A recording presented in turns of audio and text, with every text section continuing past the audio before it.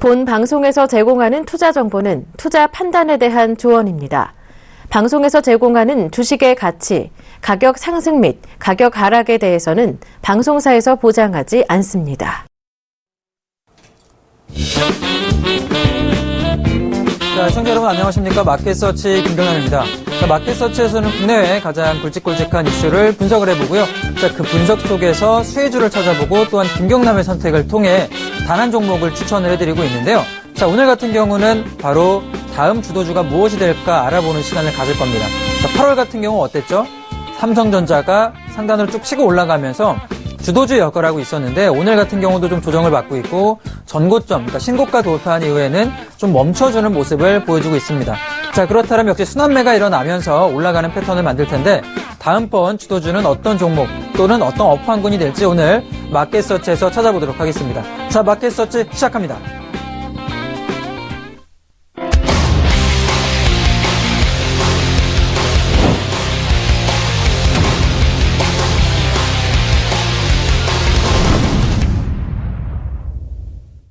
자, 전일 국내 시장 조금 하락하는 모습을 보이면서 자, 미국 시장 궁금하신 분들이 많을 것 같아요. 글로벌 시장은 어떤 흐름을 좀 이어졌고 오늘은 국내 시장까지 어떤 영향을 미칠지 한번 미국 시장부터 알아보도록 하겠습니다.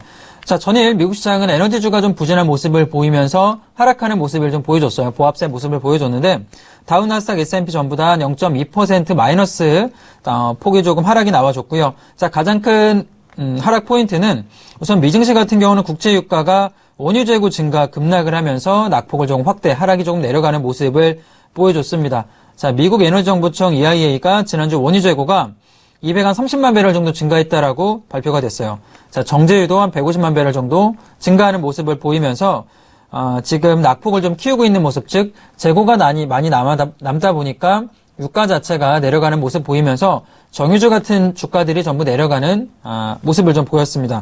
자, 반면에 제조업 지표도 좀 부진한 모습을 좀 보였어요. 자, 그러면서 금리 인상 가능성이 크지 않다라는 전망이 부각되면서 장 후반에 낙폭이 축소되는 모습을 자 보였습니다. 그러니까 이게 어떤 이야기냐면 예전 같으면 지표가 잘 나오게 되면 어떻게 됐죠? 지수가 올라갔습니다. 다우존스라든가 S&P가 굉장히 올라가는 모습. 당연히 지표가 잘 나오다 보니까 경제 흐름이 좋아서 올라가는 건데 지금은 정반대 상황이 나와주고 있어요. 지표가 잘 나오게 된다라면 오히려 금리 인상이 된다는 모멘텀이 돼서 지수 같은 경우는 금리 인상에 대한 압박감으로 내려가게 되는 거죠. 자, 어제 같은 경우도 제조업 지표가 부진하게 나왔기 때문에 오히려 지수 같은 경우는 내려가는 걸 조금 막아주는 모습을 보였다라는 특징이 보여줬습니다. 자, 또한 어제 제이컵 루 미 재무장관이 G20 정상회담에서 오바마 대통령이 각국의 재정 부양책을 사용할 것을 촉구할 것이다라는 이야기를 하면서 반발 매수세를 좀 끌어들이는 모습을 보였습니다. 자, 어제 제가 이슈 시간에 이야기해드린 대로 G20 회담에서는 재정 확대 이야기할 가능성이 굉장히 높아요. 매번 회담마다 현재 그 재정 확대를 통한 경기 부양을 이야기하고 있기 때문에 이번 G20 회담 같은 경우도 어느 정도의 그런 성과가 좀 나오지 않을까. 재정 확대 모멘텀, 즉 시장의 유동성이 공급되는 효과를 가져올 수가 있다 생각이 됩니다. 자, 좀 디테일하게 종목군 좀 들어가 보면요. 에너지주 같은 경우는 하락했다라고 이야기 드렸는데 쉐브론, 코노코필립스 그리고 대본에너지 같은 경우 전부 다 한 2% 정도의 하락이 나와주고 있습니다. 역시 지금 유가 같은 경우는 변동폭이 굉장히 크게 진행되고 있고 회담이 일어나기 전까지, 즉 오펙, 비오펙 국가 간의 회담이 일어나기 전까지 이런 식으로 변동폭이 위아래로 많이 움직일 가능성이 높다라고 보여지고요. 제조업 지표가 부진하게 나오면서 자, 좀 혼조세 마감이 됐는데 금융주 같은 경우는 살짝 올라가는 모습을 보여줬습니다. 자, 웰스파고, 뱅크 오브 아메리카, 시티그룹, JP모건 같은 경우는 한 0.1% 올라가면서 보합세. 최근에 뭐 보험주라든가 혹은 은행주 같은 경우가 흐름이 나쁘지가 않죠. 국내도 마찬가지이기 때문에 이런 은행주, 금융주의 흐름도 좀 지켜볼 필요가 있다라고 생각이 들고요. 자, 어제 서비스 업종 같은 경우가 실적 개선으로 인해서 올라가는 모습을 보여줬습니다. 자, 월마트, 아마존, 이베이 같은 경우는 이베이는 특히 한 1% 이상의 상승이 나와줬고요. 자, 맥도날드 같은 경우도 한 0.2%의 상승이 보여줬습니다. 자, 소비 개선 기대감으로 인해 올라가는 모습. 자, 그에 반면에 백화점 체인점인 메이시스 같은 경우가 마이너스 5%가량 급락을 조금 해줬어요.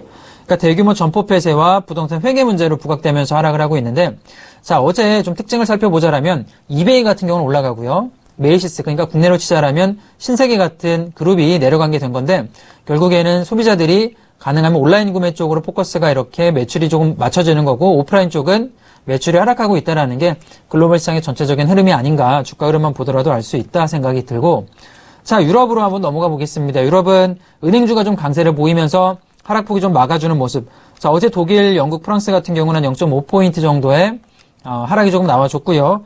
자, 그러면서 어제 원자주가 좀 하락을 했죠. 그러면서 같이 내려가는 모습.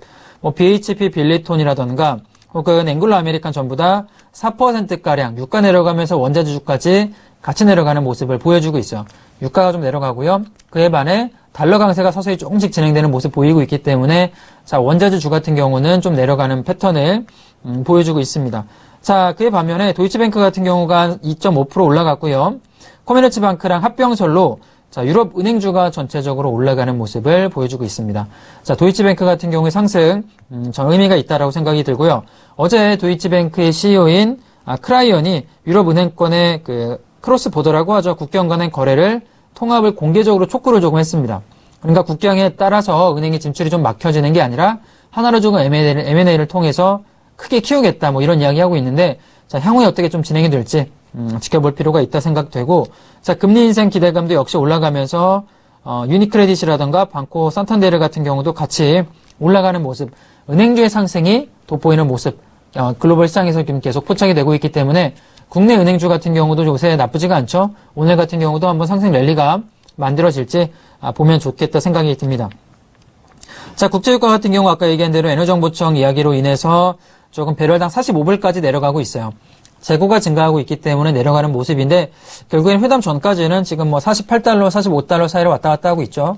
급등락 폭이 어떻게 좀 진행이 될지 회담 전까지는 방향성을 좀 잡기보다는 특히 원유 뭐 ETF를 인버스라든가 매수 방향이 들어가기보다는 회담 전까지 좀 관망하면서 지켜보는 전략이 어떨까라고 생각이 듭니다. 자, 미국의 고용보고서 결과가 좀 부진할 것으로 예상이 돼요. 이번 주 금요일 날 미국 고용보고서 발표가 되는데 자, 굉장히 중요합니다. 9월 금리 인상 혹은 금리 동결 결정되는데 가장 중요한 촉매제가 될 수 있기 때문에 지금 시장 예상치 같은 경우는 사실 7월보다 8월 신규 실업수당 청구 건수가 증가를 조금 하고 있어요. 그게 어떤 이야기냐면 자, 실업률이 증가한다라면 어떻게 되죠? 실업수당을 청구를 받습니다. 내가 회사를 그만두거나 실업자가 되면 자, 그 청구 포인트가 좀 증가했다라고 보여지기 때문에 아무래도 고용보고서는 조금 안 좋게 나올 확률이 현재까지는 높다라고 보여져요. 자, 그러면 지표가 안 좋게 발표되면 어떻게 나온다고 했죠?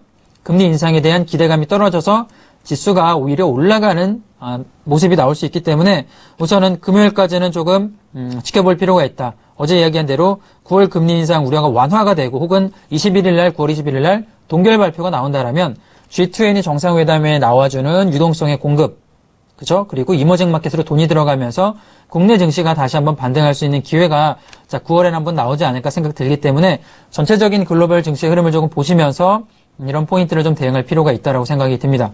자, 어제 글로벌 증시 뭐 큰 특징은 없었습니다. 보합세 좀 나와주고 있는데 자, 국내 증시로 한번 넘어가서 특징을 한번 살펴보도록 하겠습니다. 자, 국내 증시 한번 보도록 할게요. 지금 종합주가 지수의 흐름이 지금 보여지고 있는데요. 자, 우선은 지금 살짝 내려가는 모습이 보여집니다.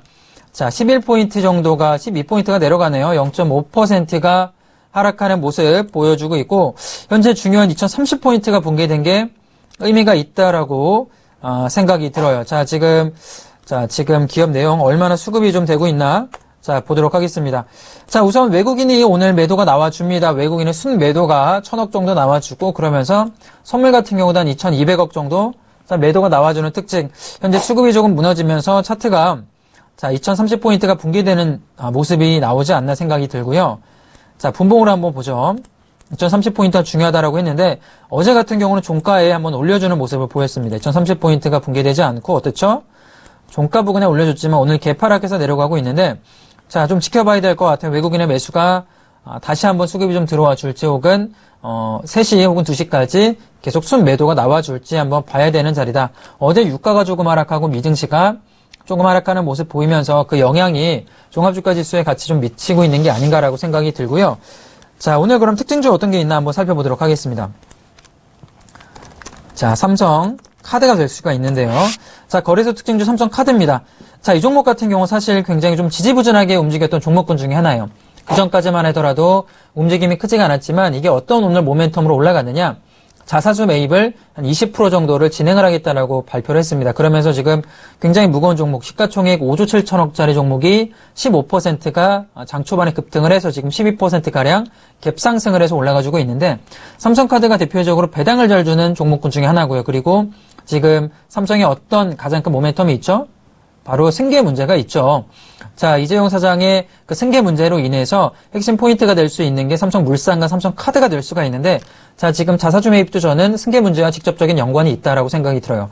자, 이 종목 같은 경우 사실 제가 뭐 예전부터 좋다라고 이야기했지만, 가지고 계신 분들은 저는 이제부터는 52,000원 부근에서는 슬슬 매도 타이밍을 잡아봐도 좋지 않나, 전고점 부근까지 갭을 해서 올라갔기 때문에 하단 부근 4만원 부근 초반에서 진입하신 분들은 분할 매도해서 지켜보는 전략도 괜찮다라고 생각이 들고요. 분봉으로 조금 보자라면, 자, 어떻죠? 오늘 세게 올라갔습니다. 올라가서 무너지지 않기 때문에 뭐 한 20% 정도 진입하신 분들은 10% 정도는 고점 매도하시고 나머지 10% 물량만 가져가는 전략이 어떨까 생각이 듭니다. 아마 저는 삼성카드 같은 경우는 승계 문제로 인해서 모멘텀이 쭉 들어와서 천천히 올라가는 자리가 되지 않을까 생각이 들어요. 뭐 단순하게 업종만 보더라도 삼성카드 같은 경우는 요새 어떻죠? 소액 결제가 계속 늘어나고 있어요. 그러니까 사람들이 점점 카드로 결제하는 비중이 늘어나고 있는 모습, 현금 사용량은 줄어들고 카드의 비중이 늘어나기 때문에 매출 같은 경우도 2017년까지는 꾸준하게 늘어나지 않을까 생각이 듭니다. 자, 그럼 모멘텀 보시면서 삼성카드 대응하면 좋은 투자 전략이 되지 않나 생각이 들고요. 자, 코스닥으로 한번 넘어가 보죠. 자, 코스닥 같은 경우는 오늘, 자, 코스피가 무너지고 있는데 코스닥은 어떻죠? 반등이 조금 나와주고 있습니다. 자, 2포인트까지 상승이 나와주고 있고 0.4%의 상승이 나와주고 있는데, 자, 왜 이렇게 코스피는 무너지는데 코스닥은 올라갈까요? 수급을 한번 보겠습니다. 자, 제가 계속 강조하는 개인의 매도 수급이 드디어 오늘 나와주고 있는 모습이에요. 30억 정도 매도가 조금 개인 쪽에 들어와주고 있는데, 자, 오늘 장 후반까지 이게 유지되는 게 중요합니다. 만약에 개인 매수가 돌아서게 된다라면 다시 한번 무너질 수 있기 때문에, 자, 우선은 가장 포커스는 개인의 순매도 포인트입니다. 오늘 장 막판까지 이어질지 한번 지켜볼 수 있는 포인트 중요하다 생각 들고, 현재까지는 분봉 보더라도, 자, 어제 종가를 보면 무너지지가 않았어요. 어제 종가 폭은에서 제가 650까지 열려있다라고 이야기 드렸는데, 다행히 장 막판에 이렇게 올려주는 모습 보여주면서, 자, 오늘까지 좀 이어주는, 장 초반이지만, 자, 오늘까지 이렇게 이어주는 모습을 보여주고 있습니다. 자, 상단 올라가죠? 개인의 매도가 드디어 진행됐기 때문인데, 자, 오늘 종가 중요하고요. 그리고 내일까지 개인의 순 매도가 지표상 지금 수급상 이어질지 투자 포인트 정확하게 수급 포인트로 좀 짚어가시면서 대응할 필요가 있다라고 생각이 듭니다. 자, 개별 종목군 한번 들어가 볼게요. 파라텍이 될 수가 있는데요. 자, 오늘 꼬리 달아주면서 올라가는 모습을 보였습니다. 파라텍이 오늘 꼬리 달아주면서 올라가다 지금은 3% 정도의 약간의 상승이 만들어지고 있는데, 자, 어떤 모멘텀이 있냐면 공급 계약 소식이 좀 들어와 주면서 올라가주고 있는 패턴을 보여주고 있어요. 근데 이 종목 같은 경우 제가 차트상을 좀 설명을 해드려 보면은, 차트를 제가 길게 볼게요. 자, 흐름이 어떻죠? 올라가면은 꼬리를 달아줍니다. 자, 어떤가요? 올라가면 꼬리 달아주고요. 올라가면 꼬리 달아주고요. 오늘도 역시 올라가면 꼬리를 달아줘요. 그러니까 꼬리 달아준다는 게 어떤 거냐면, 주가가 올라가면 매도 물량이 막 출회가 되는 거죠. 그러면서 주가가 또 쭉 내려가고요.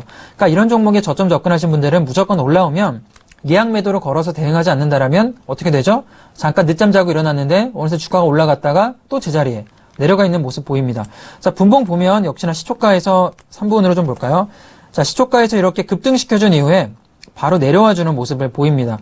자, 이렇게 꼬리 달아주는 종목 특징을 파라텍을 통해서 한번 보신 다음에 모멘텀이 계속 들어와주고 있는 모습이기 때문에 아마 지금 보면 2달 정도 횡보한 이후에 이렇게 꼬리 달아주는 모습, 그죠? 자, 2달 정도 횡보하고 올라가고요. 2달 정도 횡보하고 올라가는 모습이기 때문에, 자, 진입하신 분들은 저는 7,300원 부근에 매도를 조금 하시는 전략이 어떨까? 예약 매도 하시고 신규 진입하기보다 이 종목은 꼬리 달아주면 어떻죠? 2달 정도로 횡보를 합니다. 굉장히 오랫동안 매집해서 올려주는 패턴이기 때문에 신규 진입하실 분들은 가능하면 6,000원대 초반 부근 진입자를 잡아보시고 지금 자리에 진입하지 마시고요. 기존 보유자분들은 올라오면 매도하는 전략, 예약 매도로 수익 가져오는 전략을 드려보도록 하겠습니다. 자, 특징주 제가 조금 몇 개 더 이야기해 볼게요. 최근에 많이 올라가는 네이버를 한번 보도록 하겠습니다. 자, 네이버가 요새 어떻죠? 흐름이 전고점 돌파해서 마치 삼성전자처럼 움직여주고 있는 종목군 중에 하나죠. 자, 2016년에 56만원에서 82만원까지 올라가고 있는 모습이에요. 굉장히 가파르게 올라가고 있는데, 자, 어떤 이유가 있을까요? 가장 큰 이유는 바로 라인의 IPO가 될 수가 있습니다. 뉴욕 시장의 IPO가 됐는데, 자, 어제 이런 기사가 나왔어요. 라인이 일본에서 점유율 굉장히 높고 동남아시아도 카카오톡처럼 국내 카카오처럼 점유율이 굉장히 높습니다. 근데 온라인 신문을 그 야후보다는 그러니까 메인 네이버보다는 그 라인을 통해서 본다고 해요. 그러니까 많은 사람들이 이제는 메신저를 통해서 뉴스를 접하고 있는 거죠. 자, 네이버가 가장 잘하는 업종이 그런 겁니다.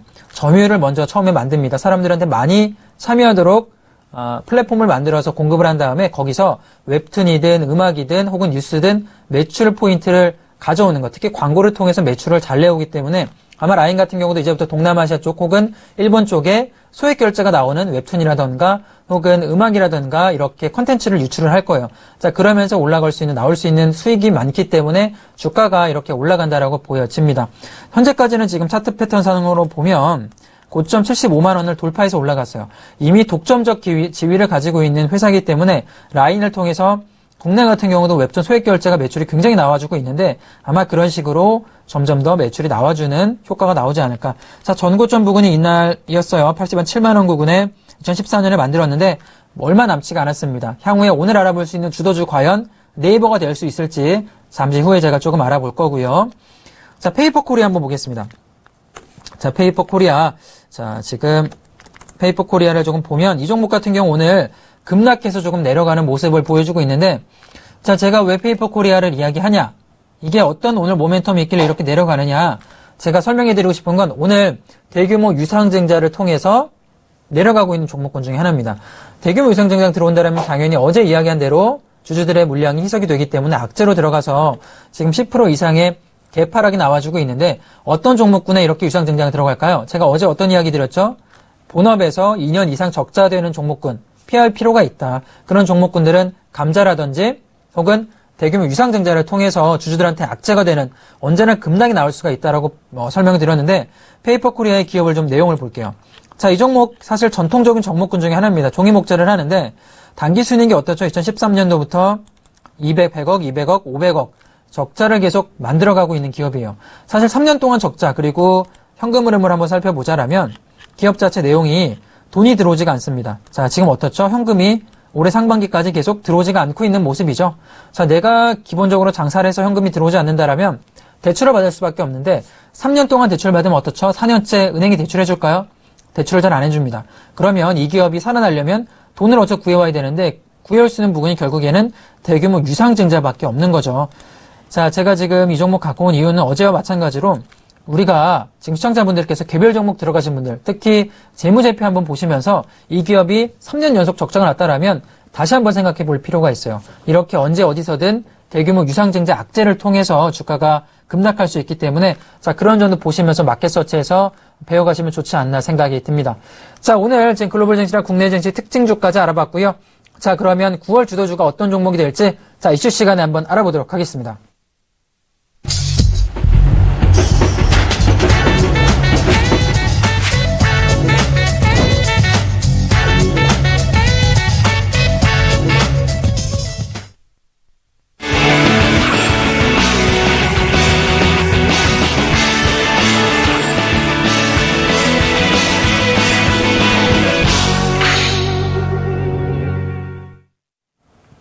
자, 삼성전자 다음 타자를 찾아다라는 주제로 저희가 이야기를 하고 있는데요. 8월 우리가 어제 한번 봤습니다. 8월에 어떤 종목군이 가장 세게 치고 올라갔죠? 바로 삼성전자가 역사적인 신고가를 돌파하면서 세게 치고 올라갔다가 지금은 살짝 조정을 받고 있는 모습을 보여주고 있어요. 자, 그렇다면 지금은 어떻죠? 오늘 주가가 갤럭시 노트 관련 폭발 이슈가 좀 터져주면서 급락을 조금 해주고 있는데 자, 제가 이야기하는 그런 겁니다. 한 종목이 계속 올라갈 수는 없어요. 예전에 우리가 차화정을 한번 생각을 해볼게요. 어떻게 움직임이 나왔죠? 자동차주가 올라가면 화학 종목이 올라가고, 그죠? 이렇게 순환매가 일어나면서 종합주가 지수를 끌어올려줘야 되는데 삼성전자는 지금은 쉬었다 갈 수밖에 없는 자리다라고 생각이 됩니다. 자, 그러면 순환매 만들면서 종합주가 지수가 올라가는 흐름, 9월 달에 어떤 주도주가 나올지 한번 분석을 해보도록 하죠. 굉장히 많은 분들이 궁금해하실 것 같은데 업종부터 시작을 해서 제가 생각하는 주도 업종, 종목까지 한번 보도록 하겠습니다. 자, 9월 주도 종목 제가 이야기하기 전에 삼성전자가 왜 올라갔는지 먼저 분석할 필요가 있다고 생각이 들어요. 어떤 이유로 삼성전자가 주도주가 됐고 그 이유를 어떤 주도 종목군으로 변경해서 우리가 대응을 할 수 있을지 한번 알아보도록 하겠습니다. 자, 우선 수급이 굉장히 중요합니다. 삼성전자가 올라간 이유는 사실 갤럭시 노트 7의 매출, 그리고 반도체, 디스플레이 관련 영업이익이 증가해서 올라간 이유도 있지만 가장 큰 건 수급 측면에서 외국인의 순매수가 굉장히 많이 들어와줬어요. 그러면서 올라간 이유가 가장 큰데 우선은 2006년부터 글로벌 ETF 시장을 볼 필요가 있다라고 생각이 드는데요. 자, 제가 표를 하나 준비를 했습니다. 표를 한번 보면서 알아보도록 할게요. 자, 지금 글로벌 시장 ETF 흐름을 조금 보면 자산 규모가 10분의 1인 이머징 시장으로 돈 규모가 굉장히 많이 유입이 되기 시작을 했어요. 그러면서 연초 대비 주식시장으로 129억 불이 유입이 됐습니다. 자, 그러면서 이머징 마켓으로 106억 불이 들어왔고요. 자, 선진시장이 129억 불, 그리고 이머징 마켓 100억 불, 거의 똑같은 돈이 들어온 거죠. 근데 규모가 어떻게 되냐면, 선진시장 같은 경우는 규모가 이머징의 10분의 1입니다. 한 10배 정도가 커요.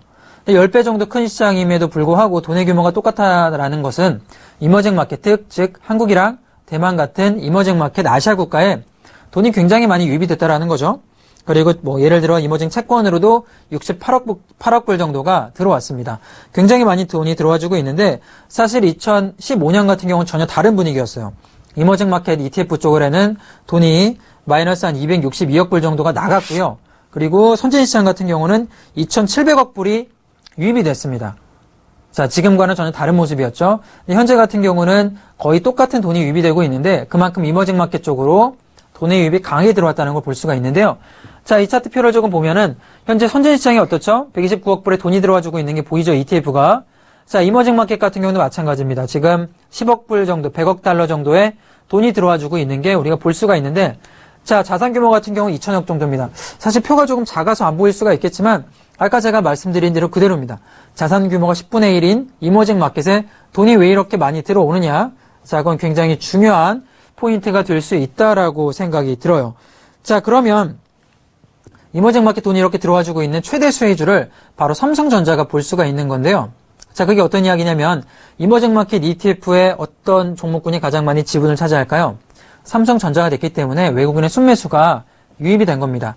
자, 그러면 삼성전자의 주주 명단을 확인을 하면서 어떤 ETF 펀드들이 주주 위치를 차지하고 있는지 한번 보도록 하겠습니다. 자, 지금 보면 삼성전자 자사주를 제외하고 나서는 14% 정도가 자사주기 때문에 그 다음이 누구죠? 국민연금입니다. 국민연금이 9% 정도. 그 다음에는 삼성물산생명, 자, 제외하고 나서는 이건희 회장이 3% 정도 지분을 가지고 있죠.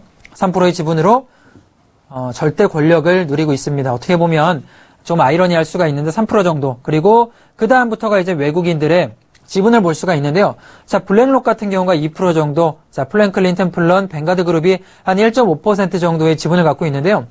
자, 우리 이재용 회장, 지금 사장이죠. 이재용 사장 같은 경우 0.5%로 독점적 지위를 가지고 있는 모습. 자, 중요하게 우리가 볼 필요가 있는 건 ETF 펀드들의 규모가 큰 ETF 펀드들, 뱅가드라든가 혹은 지금 프랭클린 템플턴 같은 경우가 2%와 1% 정도의 많은 지분을 가지고 있다라는 걸 우리가 볼 수가 있습니다. 주로 미국계 회사들과 혹은 노르웨이 연기금 쪽이 지분을 많이 가지고 있는데요. 자, 제가 블랙록의 한번 차트를 한번 보면서 설명을 해드려 볼게요.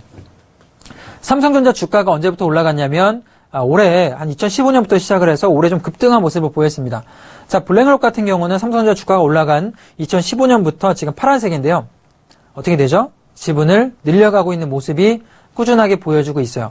자, 뱅가드라든가 템플턴, 피델리티 같은 해외 ETF들 같은 경우는 최근에 살짝 지분이 감소하고 있는데 이게 어떤 건 제가 조금 이따가 한번 설명을 또 해드려 볼 거고요. 자, 다음 화면을 조금 보도록 하겠습니다. 자, 이게 지금 TSMC 주가예요.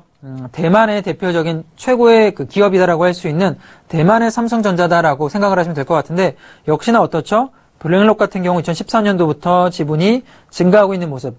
자, 캐피탈 같은 경우도 마찬가지로 15년부터 증가하고 있는데 제가 이야기하고 있는 게 어떤 거냐면 삼성전자가 혼자 올라가는 게 아닙니다. 이머징 마켓 쪽 돈이 유입됐기 때문에 대표적인 대만이라던가 한국 쪽으로 돈이 들어와 주면서 이 TSMC 같은 경우도 주가가 거의 60% 이상 올라갔어요. 개별 종목군이 좋은 이유도 있겠지만 그 ETF 관련해서 이머징 마켓에서 가장 많이 지분을 차지하는 삼성전자와 SSMC 같은 큰 회사들이 주가가 올라갔다라는 거죠. 수급을 통해서. 자, 그런 모습을 우리가 좀 볼 필요가 있다라고 생각이 들어요. 블랙록 같은 경우는 2014년 4분기부터 집중적으로 매입 포인트가 들어오기 시작을 했습니다. 자, 그러면 한번 실적 제가 비교해 볼까요? 어떤 실적이 이렇게 나와주고 있는지. 2015년 실적을 비교해 보자라면 삼성전자가 매출액이 200조 원으로 대만의 1위 그룹인 TSMC보다는 당연히 압도적인 매출액을 기록을 했습니다. 자, 그런데 과연 마진율이 어떻게 되느냐? 보면 마진율 같은 경우는 압도적으로 TSMC가 높아요. 30조 원 벌어서 20조 원을 남겼고요. 200조 원을 벌어서 삼성전자는 50조 원을 벌었습니다. 마진율이 23%고 65%의 이런 차이가 나고 있는 모습. 순이익 같은 경우는 거의 차이가 없죠. 자, 18조 원과 10조 원. 결국에는 EPS가 증가한다. 순이익이 증가하고 있는 기업은 TSMC가 훨씬 빠르게 증가하고 있다는 포인트가 있습니다. 자, 제가 이 이야기를 왜 해드리냐. 결과적으로는 1등 기업들 간에 주가가 올라가는 모습은 자, 기업 자체 매출에 올라가기보다는 수급 요인이 굉장히 많은 영향을 미친다라고 제가 설명을 해드리고 있는 거죠. 결국에는 ETF 마켓 쪽에 돈이 들어와서 이렇게 수급이 올라가는 건데, 자, 그렇다면 누가 얼마나 많이 매수를 했는지 제가 좀 설명을 해드리도록 할게요. 차트 한번 다시 보도록 하죠. 자, 2016년 이후에 삼성전자 순매수 현황입니다. 외국인이 6천억 정도 순매도했어요. 현재까지. 기관 같은 경우는 2조 원의 순매도, 그리고 법인 같은 경우가 순매수를 했는데, 자, 제가 이런 이야기 계속 해드렸죠. 외국인이 매수해서 올라갔다고 했는데, 지금 차트 보니까 어떻죠? 6천억 정도 순매도가 나왔습니다. 제가 이야기하는 거랑 앞뒤가 너무 안 맞지 않나요? 라고 생각하실 수 있는데, 제가 설명을 해드릴게요. 올해 외국인이 6월 달까지 어떻게 됐냐면 9천억을 순매도를 했습니다. 그리고 6월부터 9월까지 3천억을 순매수를 했어요. 그래서 결과적으로는 현재는 6천억 정도의 매도 포인트가 된 겁니다. 삼성전자 주가를 보자라면 언제부터 올라가기 시작을 했냐면 바로 6월 달부터, 즉 외국인이 3천억 매수하기 시작하면서부터 주가가 급등을 시작을 해서 6월, 7월 그리고 8월 같은 경우는 전고점 돌파해서 올라간 흐름을 보여줬던 거죠. 그러니까 길게 보자라면 그 전까지만 하더라도 외국인이 9천억을 매도했던 삼성전자의 흐름이 6월 달부터는 3천억 순매수를 하면서 결과적으로는 6천억 원의 순매도로 현재는 마감이 되고 있는 모습이다. 그만큼 누적 자금이 확실하게 들어와주고 있는 흐름이다라고 보여줘요. 자, 그렇다면 왜 이렇게 6월 달부터 돈이 들어오기 시작을 했을까요? 설명을 한번 해보도록 하겠습니다. 자, 어떤 모멘텀이 6월부터 7월부터 있었죠? 브렉시트죠. 자, 브렉시트가 통과가 되면서 글로벌 시장이 패닉이 빠지기 시작을 했습니다. 그러면서 브렉시트를 극복하기 위해서 어떤 시행을 했냐면 돈을 풀기를 시작했어요. 영국 같은 경우는 돈을 풀고요. 글로벌 시장의 유동성이 급격하게 증가하기 시작을 했습니다. 그러면서 이제 자금들이 넘쳐나기 시작을 했는데 ETF 쪽에서는 이 브렉시트를 통한 자금, 즉 ETF 자금이 많이 들어와주기 시작을 했기 때문에 돈을 나눠줘야 되는데 유럽으로 들어가기엔 조금 애매했어요. 아직까지 브렉시트 관련 영국 쪽 리스크가 남아있기 때문에 유럽에 돈을 넣기엔 조금 애매했고요. 미국 시장 같은 경우도 어땠죠? 굉장히 많이 올라왔습니다. 미국으로 돈을 넣기도 조금 애매했기 때문에 자, 그렇다면 선택할 수 있는 업종군이 지금 뭐 남미라던가 아시아 쪽밖에 없었는데 남미 같은 경우도 브라질 관련, 아르헨티나 관련 문제가 굉장히 많았고요. 결국에는 아시아 이머징 마켓에 투자를 할 수밖에 없는 상태가 된 건데 금리가 브렉시트 이슈가 지나간 이후로는 올리기보다는 저금리나 동결 쪽으로 갈 가능성이 굉장히 높아졌어요. 9월 금리 같은 경우도 마찬가지입니다. 금리를 미국이 올리겠다라고 했지만 브렉시트라는 큰 이슈가 터지면서 금리를 올리기보다라는 동결 분위기. 그러면서 영국이라든가 한국 같은 경우도 금리를 오히려 내렸죠. 자, 그러면서 리스크 자산군에 투자해도 되겠다라는 리스크 온 심리가 생긴 겁니다. 위험 자산군에 투자를 조금 해보자. 그러면서 이머징 마켓 쪽으로 돈이 들어와 준 건데 결국에는 이머징 마켓의 돈의 흐름은 금리와 굉장히 밀접하게 연관이 될 수밖에 없어요.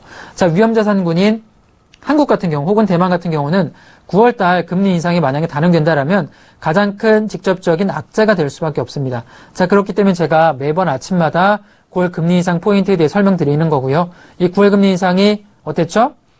불거지기 시작한 8월 중순부터 주가가 종합주가지수가 내려가기 시작한 게 이렇게 직접적인 영향이 있다. ETF 쪽에 들어와주는 외국인의 순자산이 헤지펀드들 그리고 블랙록이라든가 큰 자산군들의 흐름이 결국에는 금리를 통해서 이렇게 움직이고 있구나라고 보시면 돼요. 뭐 결과적으로는 9월 같은 경우는 금리 동결 가능성이 되지 않을까라고 생각되기 때문에 그 시점으로 기점으로 외국인의 자금이 다시 한번 유입될 가능성이 높다라고 저는 생각을 하고 있습니다. 자, 우선 ETF들의 삼성전자 현황을 좀 한번 보도록 하죠.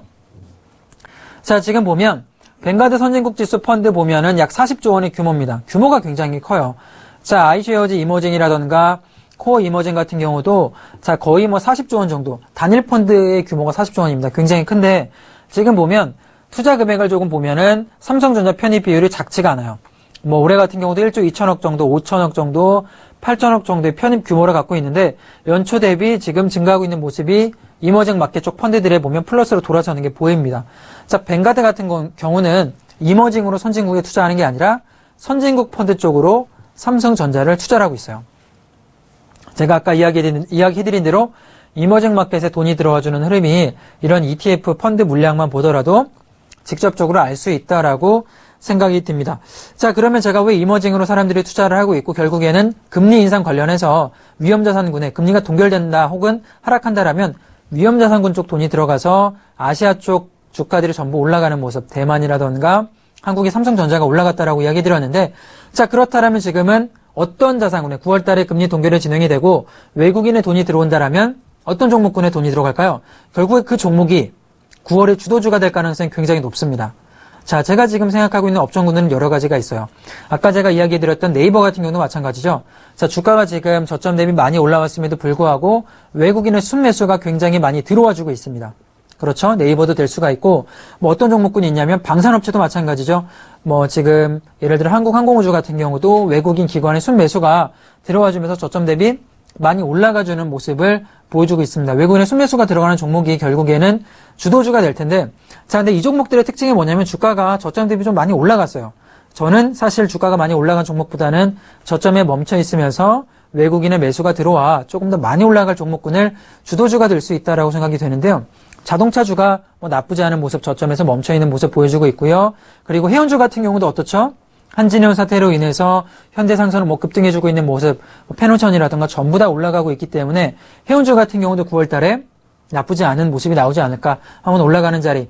뭐 아까 이야기한 대로 철강주 같은 경우는 나쁘지 않습니다. 철강주 같은 경우도 지금 올라가는 모습이 나와주고 있기 때문에 턴어라운드를 바탕으로 해서 외국인의 수급이 들어오면 올라갈 수가 있을 것 같은데, 저는 이 많은 업종군 중에 철강주에 조금 더 주목할 필요가 있다라고 생각이 들어요. 철강주 그렇다면 철강주가 왜 이렇게 올라갈 수밖에 없을지 제가 한번 차트를 한번 가져와 봤습니다. 차트 한번 보도록 하죠. 글로벌 시장의 철강주의 흐름과 국내의 철강주의 흐름을 한번 제가 비교를 해볼게요. 자, 어떤 자리가 움직이고 있냐면, 자, US 스틸이라던가 아르셀로미탈 같은 경우는 미국 철강주는 주가 흐름이 7월, 6월부터 어떻게 시작이 됐냐면 급등을 해서 올라가기 시작을 했습니다. 자, 그러면서 국내 대표적인 현대제철과 포스코 같은 경우는 주가 흐름이 아직까지는 올라가는 흐름이 없어요. 저점에서는 조금 멈춰있는 모습을 가져가고 있는데, 자, 왜 이렇게 글로벌 철강주들이 움직이기 시작을 했을까요? 철강주가 주도주가 되려면 여러 가지 모멘텀이 필요하고 이유가 필요한데, 제가 천천히 하나씩 설명해 드리면, 첫 번째 같은 경우는 미국이 중국 철강제의 수입에 규제를 하기 시작을 했습니다. 반덤핑 규제가 시작이 된 거죠. 중국 같은 경우가 그전까지만 하더라도 너무 싸게 수출을 하기 시작을 해서 미국 철강주 같은 경우도 주가가 그전까지 많이 내려왔고요. 포스코 현대제철 같은 경우도 주가가 어땠죠? 굉장히 많이 급락을 했던 포인트가 있었습니다. 근데 미국이 중국 철강주 쪽에 세금을 많이 매기면서 이제는 중국의 단가, 그러니까 반덤핑 쪽으로 너무 싸게 수출하는 게 막혔어요. 그러면서 주가가 이렇게 같이 올라가는 모습을 보였다는 특징. 한국 같은 경우도 수혜를 입을 수밖에 없습니다. 자, 두 번째 같은 경우는 철강 가격 자체가 이제는 바닥을 찍고 올라가주는 모습을 보여주고 있어요. 이게 어떤 거랑 비교가 가능하냐면 반도체랑 비교할 수가 있을 것 같아요. D램 가격이 저점 찍어주고 올라오니까 주가들의 흐름이 어땠을까요? SK하이닉스랑 삼성전자 어땠죠? D램 가격이 바닥 찍고 올라오니까 같이 올라갔죠? 랠리가 펼쳐지면서 주도주가 됐는데 철강 가격도 마찬가지입니다. 지금 저점을 찍어주고 반등해주는 모습 보이고 있기 때문에 결국에는 철강 가격이 올라간다면 포스코와 현대제철의 영업이익률은 증가를 하면서 주가도 동반 상승하는 흐름이 나올 수 있다라고 생각이 들고요. 글로벌 철강사들의 상승이 지금 두드러지기 때문에 같이 올라갈 수가 있겠고, 또한 체질 개선을 통해서 구조조정이 들어가지고 있어요. 이게 어떤 이야기냐면 국내 같은 경우도 포스코 악재가 굉장히 많이 나오면서 이제는 좀 수습해주는 분위기. 해운주도 마찬가지죠. 악재 거의 다 털어내고 부실차권 털어내고 수습을 하고 올라가주는 턴어라운드의 모습이 체질 개선이 만들어지고 있다라고 생각이 들고요. 중국도 마찬가지입니다. 중국도 구조조정을 굉장히 강하게 들어가지고 있어요. 중국의 가장 큰 문제가 뭐죠? 좀비 기업입니다. 막상 돈은 못 벌어내고 있는데 그냥 적자만 계속 보는 부실차권만 쌓여가는 기업들의 단행 전혀 구조조정이 조금 들어가고 있기 때문에 철강 업종 같은 경우도 이제는 예전처럼 중국이 무지막지하게 싼 단가에 만들어내는 게 없어지고 있다라고 보시면 돼요. 구조조정을 통해서 퇴출될 만한 기업들은 다 퇴출시키고 있고요. 철강업 자체가 굉장히 콤팩트 있게 줄어들고 있기 때문에 결국에는 이런 구조조정을 통해서 철강 가격이 올라가고 있다라고 보시면 됩니다. 자, 공급 감소 차트를 제가 한번 준비를 해봤어요. 가격이 올라갈 수밖에 없는 이유가 우리가 수요와 공급으로 나눠볼 수가 있겠죠. 자, 수요보다는 항상 공급 쪽으로 포커스를 맞추는 게 중요한데 수요는 감소하거나 증가하기에는 굉장히 미비합니다. 하지만 공급 같은 경우는 급격하게 위아래로 움직여주는데 자, 지금 보면 중국, 일본, 미국, 한국의 대표적인 철강제 생산 실적이에요. 지금 보면 어떻죠? 철강제 생산이 2015년, 16년, 20년까지 꾸준하게 감소를 합니다. 당연히 공급이 감소를 한다라면 철강제의 가격이 어떻게 될까요? 올라갈 수밖에 없다라고 생각이 들어요. D램도 마찬가지 이유로 올라가고 있는 겁니다.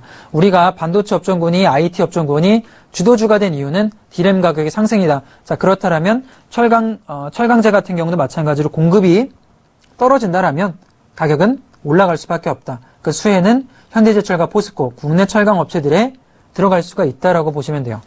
자, 지금 다음 차트를 한번 또 보도록 할게요. 중국의 철강제 주간 유통 가격을 볼 수가 있는데 단적인 가격 측면을 제가 보여드리고 있는 겁니다. 자, 아까 미국의 그런 US 스틸 같은 경우 움직임이 어땠죠? 반등이 나와줬죠? 지금 쭉 올라가고 있는데 그에 반해 국내 주식은 움직이지 않았지만 가격 측면, 중국의 철강제 주간 유통 가격 차트를 보고 계신데요. 2012년부터 흐름이 어땠냐면 너무 무지막지하게 싼 값에 생산을 했어요. 그러면서 전부 다 가격적 측면에서 굉장히 낮게 측정이 됐다가 2016년을 기점으로 급반등을 하기 시작을 했습니다. 중국의 구조조정이 가장 큰 역할을 했다라고 생각을 하고요. 철강제 자체가 공급 측면을 줄이고 있기 때문에 이렇게 가격이 올라가는 포인트를 우리가 볼 수가 있다 생각이 듭니다. 자, 제가 그리고 반덤핑 이야기도 해드렸어요. 전 세계적으로 중국이 너무 횡포를 부리고 있기 때문에 반덤핑 문제가 생기고 있는데요.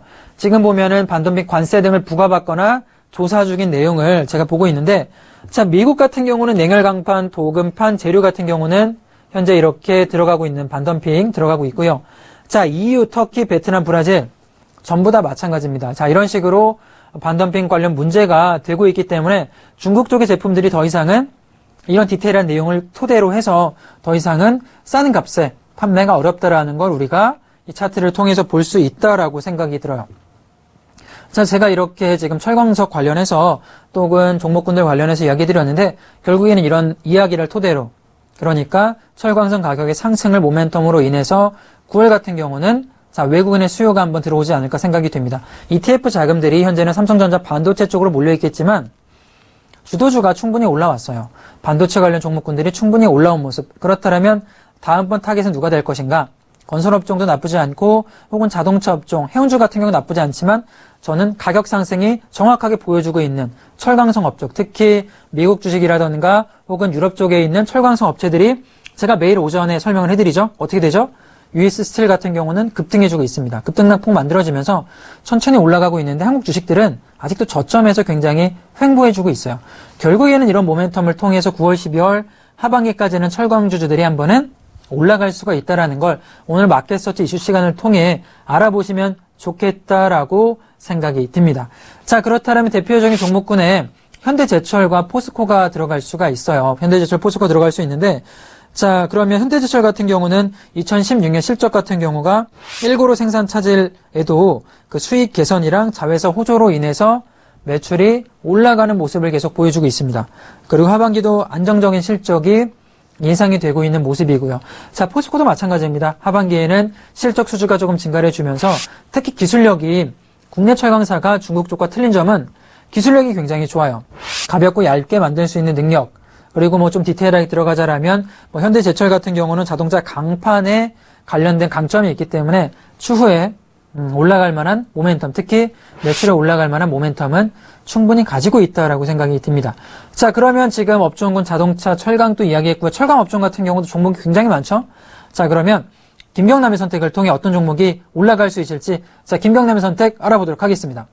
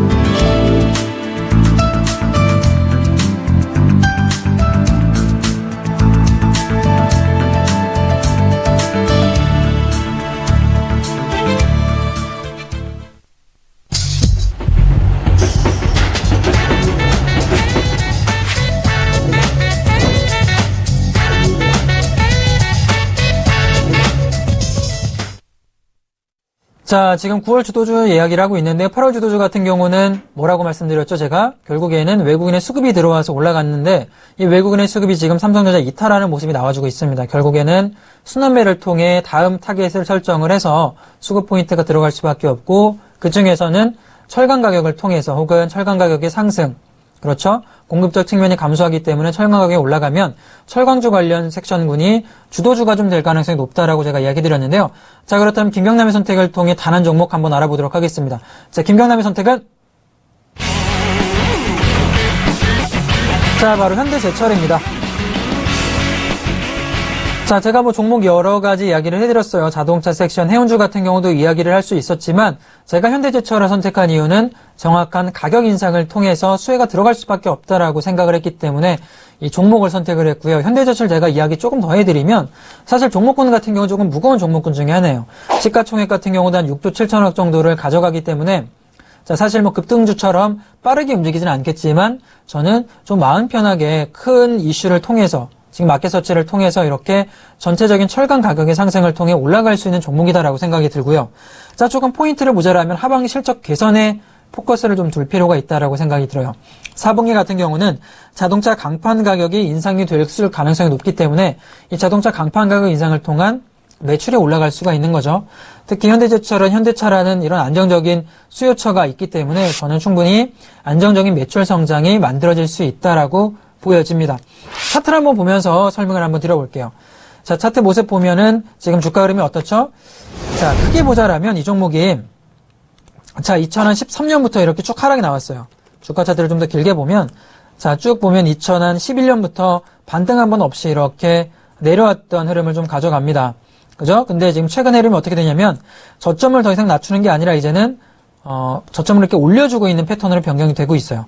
그러니까 저는 전체적으로 이 종목군, 제철 관련, 철강 관련주가 턴어라운드의 모습을 좀 보고 있다라고 생각이 들고요. 그러면서 지금 저점에서 이렇게 멈춰있는 흐름을 보여주고 있는 거죠. 충분히 모멘텀만 들어와 주면은 전고점까지 갈 수가 있는데, 자, 제가 포스코 차트도 한번 볼게요. 자, 업종군들의 차트를 한번 천천히 보겠습니다. 포스코도 결국에는 거의 똑같은 패턴을 만들어줘요. 2011년부터 어떻죠? 주가가 올라가기보다는 이렇게 내려가는 모습 보였는데 제가 조금 이 차트를 보여드린 이유 바로 2016년부터 저점 이렇게 올려주고 있는 모습을 보여주고 있습니다. 업종 전반적으로 전부 다 올라가는 패턴을 보여주고 있다는 특징, 철강성 가격, 특히 중국의 구조조정을 통한 이제는 반등이 나올 만한 자리가 되지 않았나라고 생각이 들어요. 다시 한번 현대제철 넘어가면 자, 포스코보다는 반등폭이 작지만 안정적인 수요처가 있어요. 그죠? 자동차 강판 같은 경우도 올라가게 된다라면 아마 이 종목 같은 경우도 무난한 상승이 나오지 않을까 생각이 들고요. 자, 올해 좀 특징 중에 하나가 저점에 내려가던 종목군들이 턴어라운드가 만들어지고 있어요. 기계 같은 경우도 마찬가지고요. 뭐 해운주 같은 경우도 마찬가지입니다. 지금 현대상선을 필두로 해서 내려왔던 종목군들을 전부 다 악재 털어내면서 올라가는 모습. 그렇죠? 두산 인프라코어도 마찬가지고요. 기계 종목도 마찬가지고, 해운 종목도 마찬가지고요. 건설주도 마찬가지입니다. 건설주 같은 경우도 저점 대비 올라가는 모습 보여줬는데, 지금 철강 관련된 종목군들은 현대제철 같은 경우도 마찬가지고요. 아직까지는 반등 포인트가 없기 때문에 이런 턴어라운드가 제철 섹션에서는 나올 수 있다라고 충분히 생각이 듭니다. 자, 우선 이 종목 같은 경우 진입 가격을 한번 알아보자라면 저점 이렇게 올려주는 모습, 자, 나쁘지 않은 모습이고, 자, 매수가 같은 경우는 지금 오늘 횡보하고 있는 모습인데요. 자, 지금 시장가도 충분히 가능하다라고 생각이 들어요. 자, 56,000원부터 한 51,000원까지는 진입할 수 있는 가격대가 자, 된다라고 생각이 들고요. 이 가격이죠. 오늘 고가 저가까지 하면 자, 51,000원에서 56,000원에 자, 매수 진입 가격 드리도록 할 거고요. 자, 목표 가격은 62,000원 잡겠습니다. 상단 부근에 62,000원까지는 반등 포인트만 조금 나와주면 올라갈 수 있다라고 생각이 들고요. 자, 손절 가격은 제가 저점 포인트인 4만원을 잡도록 할게요. 전저점 부근인 4만원 정도 잡아준다라면 저는 이 4만원 라인을 붕괴시키지 않고 결국에는 올라오는 패턴이 만들어지지 않을까. 이제 저점을 훼손하는 대신 철강석의 가격 상승으로 인한 또한 미국 주가 같은 경우도 굉장히 이 업종군 자체가 올라가기 때문에 9월의 주도주가 되면서 한번 반등해 줄 수 있는 포인트가 나오지 않을까 생각이 됩니다. 자, 좀 길게 보시는 전략이 유효하고요. 올해 하반기라던가 혹은 내년 상반기까지 보는 전략도 충분히 가능하다라고 생각이 들어요. 올라간다라면 저는 뭐 여유 있게 8만원까지 보는 전략도 가능하지 않나, 분할 매도 전략도 충분히 가능하지 않나 이렇게 생각이 들고요. 자, 기업 내용을 한번 보면서 제가 현대제철 보도록 할게요. 자, 이 종목 같은 경우가 지금 보면은 배당이 한 1.4% 정도, 퍼감 8 정도, 뭐 나쁘지 않은 패턴을 가지고 있고요. 자, 매출 흐름 보자라면 어떻죠? 자, 2015년에 16조 원 정도의 매출, 그리고 2016년 같은 경우도 16조 4천억 정도의 매출이 나와주고요. 영업이익 같은 경우도 1조 4천억에서 1조 5천억까지 서서히 반등해주는 모습을 나와주고 있습니다. 제가 아까 어떤 이야기 드렸냐면, 기업 자체가 현금이 조금 돌아야 결국에 건강한 기업, 뭐 대규모 유상증자라던가 감자 같은 악재가 나오지 않는다라고 이야기했는데, 자, 이 기업 현대제철 흐름을 보자라면 주가가 많이 내려갔음에도 불구하고 종목의 현금은 꾸준하게 들어와주고 있는 굉장히 건강한 모습을 보여주고 있어요. 그러니까 사람이 건강에 제가 비유를 많이 하는데 피가 잘 돌고 있는 거죠. 굉장히 건강한 모습이고 2013년에 6천억 그리고 1조 9천억 3조 원까지 매년 이렇게 현금이 들어와주는 종목의 모습 보입니다. 그러면서 작년 같은 경우 2조 1천억 정도의 투자가 들어가는 모습이죠. 자, 꾸준하게 상승해주고 있는, 그러니까 현금이 좀 돌면서 벌어준 돈을 투자를 하고요. 순환매가 잘 일어나고 있는 모습이다라고 생각이 들어요. 주가는 이렇게 내려감에도 불구하고 기업의 현금이라던가 매출은 안정적으로 나오고 있다. 그렇기 때문에 저는 올라갈 수 있다라고 생각이 들고요. 자, 포스코를 한번 더 볼까요? 자, 포스코를 한번 비교를 해보자라면 현대제철보다는 반등 포인트가 좀 세게 들어와주고 있어요. 뭐 가장 큰 건 제가 이야기해드리지만 중국의 구조조정이 진행이 됐고, 그리고 1월 달부터 어떤 흐름이 만들어졌냐면 철강성 가격 자체가 아까 반등하는 모습이 보여졌죠? 똑같습니다. 지금 6월 달에 한번 재차 반등이 나와주고 있는데 주가 차트가 이렇게 반영을 하고 있어요. 똑같이 이렇게 철광적인 가격을 통해서 올라가는 모습이 만들어질 수 있다라고 생각이 듭니다. 자, 결국엔 이 종목 같은 경우는 올라간다라면 뭐 포스코 같은 경우도 한 29만 원까지는 올라갈 수가 있겠죠. 자, 두산인프라코를 제가 한번 설명을 해드려보면 종목이 마찬가지입니다. 이 종목도 지금 그전까지만 하더라도 기계업종이 업황 자체가 굉장히 안 좋았다가 턴어라운드해서 지금 저점 대비 어떻게 되죠? 3,000원에서 8,000원까지 굉장히 급등을 해주고 있는 모습, 두산인프라코어도 마찬가지고요. 자, 현대상선도 보면 사실 주가가 최근에 올라갔지만 이 종목도 저점을 만들어주고 지금은 턴어라운드, 반등 포인트가 나와주고 있는 업종 중에 하나예요. 자, 현대제철 다시 한번 넘어가서 보자라면 아직까지는 출발한 흐름이 전혀 보이지가 않고 있습니다. 저점이 45,000원이기 때문에 지금은 살짝 올라왔을 뿐이에요. 아마 종목 자체 턴어라운드가 만들어진다라면 저는 무난하게 전고점을 돌파해서 자, 올라가는 자리가 되지 않을까 생각이 듭니다. 자, 오늘 이렇게 제가 전체적인 이야기를, 그리고 9월에 주도주가 무엇이 될지 한번 이야기를 해드려 봤는데요. 자, 내일 같은 경우 저희가 정부 예산 400조 예산에 관련된 이야기를 해드릴 겁니다. 이 400조 원의 돈이 과연 어디로 투자가 될 것이고, 그리고 수혜주가 어디가 나올지 분명히 이 400조 원 예산에 관련된 수혜주가 모멘텀으로 코스닥 시장이 들썩이지 않을까 생각이 되는데 내일 저희가 마켓 서치 시간에 빠르게 한번 알아보도록 하겠습니다. 자, 오늘 뭐 제가 그리고 강연회가 토요일 날 준비가 되어 있습니다. 강남 강연회가 준비가 되어 있고요. 자, 2시부터 5시까지 진행이 되는데 방송에서 하지 못하는 어떤 업종군이라던가 혹은 들어갈 만한 종목군에 대한 디테일한 조금 이야기를 해볼 거고요. 그리고 어떻게 하면 우리가 돈을 벌 수 있는 투자 방법이 될지도 한번 이야기를 강연회를 통해서 해보도록 하겠습니다. 많은 참석 좀 부탁드리겠고요. 자, 오늘 제가 준비한 시간은 여기까지입니다. 내일 조금 더 알찬 내용 400조 원 예산을 가지고 찾아뵙도록 하겠습니다. 자, 시청해주신 여러분 감사합니다.